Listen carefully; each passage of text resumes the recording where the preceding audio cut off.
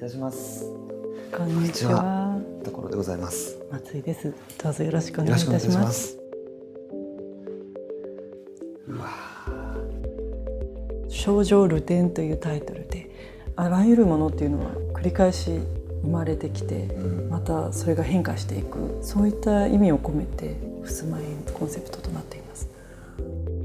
この墨の中で本当に少しなんですね、青が乗っかってるところっていうのが、ラピスラズリ。ラピスラズリです。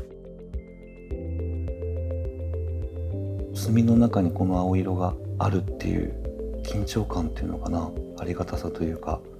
瑠璃色ってやっぱりこうなんか魔力があるといいますか、皆さん取りつかれたように突然瑠璃色にこうのめり込むっていうふうに聞きますけれど、作品にどんな青が合っているのかっていうのを考えながら使っています。このお部屋には瑠璃色が入っている場所が1箇所だけありまして、左の上の方の奥の山のところに入っているんですね。瑠璃色は蝶の瑠璃色とはちょっと違っていまして、岩絵の具っていうのは焼いて色を変えることができるんです。ちょっとオリンピックのロゴの色にもちょっと似ているかもしれませんけれども、大好きな色なので使わせていただいて、本当にこう贅沢ですよね。こうともすると気づかない方もいるかもしれないし、もう全然気がつかれないと思います。ほんのり青い群青色ですので、言わなければちょっと見過ごしてしまうと思います。でもそれがいいんです。やっぱり脈々と続いた色の出し方であるとか、定着の仕方であるとか、なんかそういう過去から今へのつながりっていうのを改めて見せてくださるわけですね。現代の松井さんという作家がね、あるその美しい縛りというか、僕は律という言葉を使ってるけれど、例えばサッカーとかもやっぱり手を使ってはいけないっていうその縛りルールって本当天才的だと思うんですね。そうですね。だから我々は感動できるんだと思うし、ルールですとか、縛りですとか、そういったものの中でどれだけ自分の力を最大限生かしていけるのか、そこに到達するときにやっぱり美しさっていうのが出てくるのかなというふうに私は思います。この展覧会は、エンブレムの成り立ちから生まれた作品群になってます。で、いろんなジャパンブルーが集まってくれればいいなと思ってるんですけども、例えば有田焼、これは本当に瑠璃を入れてる、これは呉須で焼いてるというもので、単に青とか藍とか言っても本当にその前後があったりとか、深みがあったり、藍の中でもこれだけありますもんね。そうですね。植物の藍ですね。そこから抽出したすくもというもので染めるのですが、これ100段階の卍、薄いとこから黒いところ、そのまた逆で、陰陽のようなものは説明できればなと。オリンピックのエンブレムはこう大中小っていうこういう形でできてるんですね。いろんなその律に従うことによってものすごい数の可能性があることが、いろんな数学者の人とかの後押しで分かってくるようになりました。この形はですね、この正方形を抜いたこの2種類で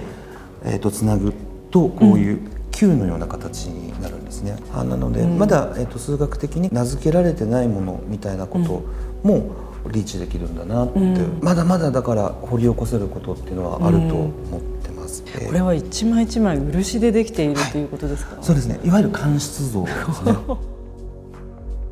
オリンピックのエンブレムを決めるときに、私当時審査員をさせていただいていたんですね。もちろんその時は所さんっていうことも全然わからなくて、ただただなんかわからないけど何かすごいぞというものを感じたのを記憶しています。どうやって作られていったのか、いろいろ教えていただけないでしょうか？正方形にです。一番潰れるとこういうことですね。その間っていうのはこういっぱいあるわけです。こうひし形のスタディをいろいろしていってつなぐと、こういう立体形になるんですね。でこういうのをまた合わせていくとこう球になったり、これが原型でもあります。原型なんですね、こちらがね。立体の方からだんだん平面にいった感じなんです。この形からいろんなものが派生するんだっていうところが出していけたらなとも思っています。折り紙、そのエンブレムを一回解体してまた組み合わせるとこういう文様ができて、くっつきます。くっついた、本当だ、これもくっついた。でそうすると、面白い。ありがとうございます。これはこう楽しいですね、これ。念願でして、エンブレムから生まれた作品としてものすごくこうなんていうか愛してるものですね。エンブレムからどんどんいろんなものが広がって延々とつながっていく。そうですね。それで21年以降に定着文化としてね、定着してくれたらすごくいいですね。はい、東京2020に向けて何かお考えがありますか？はい、我々が持ってる日本の文化っていうことと、これから未来に向けてできること、今ある技術だったりとか、才能であったりとか、そういうことを少しでもつなげるということができたらいいなと思っています。やっぱり文化文明に関わりたいっていう、普通の子供っぽい思いかもしれないんですけれども、でもそのワクワク感ってすごいやっぱり楽しいしいいですよね。はい、